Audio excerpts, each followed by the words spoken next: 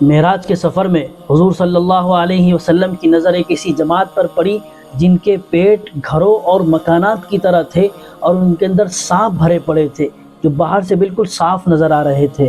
اس عجیب و غریب منظر کو دیکھ کر اللہ کے نبی صلی اللہ علیہ وسلم نے حضرت جبریل علیہ السلام سے پوچھا کہ جبریل یہ کیا منظر ہے، ان کو کس جرم کی سزا دی جا رہی ہے؟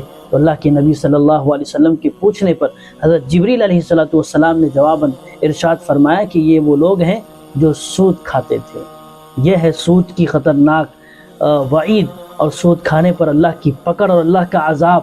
آج ہم نے ذہن بنا لیا ہے کہ بغیر سود کھائے اور بغیر سود لیے ہمارا کاروبار نہیں چل سکتا، ہماری تجارت بڑھ نہیں سکتی اور ہمارا بزنس گرو نہیں ہو سکتا۔ یاد رکھیے اس کو اللہ پاک نے صاف طور پر قرآن کریم میں حرام فرمایا ہے۔ چنانچہ اللہ کا ارشاد ہے اعوذ باللہ من الشیطان الرجیم احل اللہ البیع وحرم الربا، کہ اللہ پاک نے بیع کو، خرید و فروخت کو اور لین دین کو حلال قرار دیا ہے، اور ربا اور سود اور بیاج اور انٹرسٹ کو اللہ نے حرام قرار دیا ہے۔ یہ حرام ہے، حرام، اس سے بچنا چاہیے اور اس سے دور رہنا چاہیے۔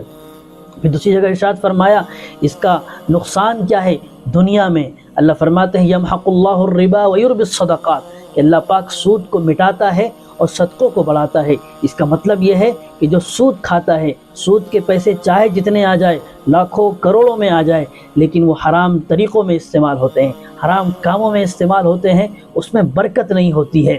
اور صدقہ اگر کھجور کے برابر بھی دیا جائے اور حلال اور پاک روزی سے دیا جائے تو اللہ پاک اس صدقے کا ثواب پہاڑ سے زیادہ اس کو عطا فرماتے ہیں، اور اس کا ثواب بڑا چڑھا کر اللہ پاک عطا فرماتے ہیں۔ یہ ہے حلال روزی کی برکت اور حرام روزی کی نحوست۔ اس لیے ڈرنا چاہیے کہ نہ اس کا دین میں فائدہ ہے، مطلب نہ دنیا میں فائدہ ہے، نہ آخرت میں اس کا کوئی فائدہ ہے، اور کہ اللہ کے پاس عذاب ہے ہمیں۔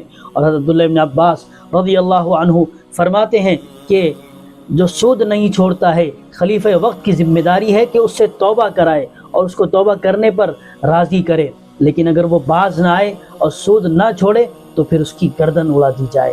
یہ ہے خطرناک وعیدیں اور اللہ کی طرف سے عذاب۔ اس لیے میرے بھائیوں ڈرنا چاہیے ہمیں اس دن سے، اللہ کے سامنے حاضر ہونے سے، اور اللہ کے اس جو ہے اللہ کے متعین کردہ اس عذاب سے، تاکہ ہم اللہ کی نظر میں جو ہے اللہ کی نظر میں ہم مجرم نہ ہو اور ہم کو وہ عذاب نہ ہو سکے۔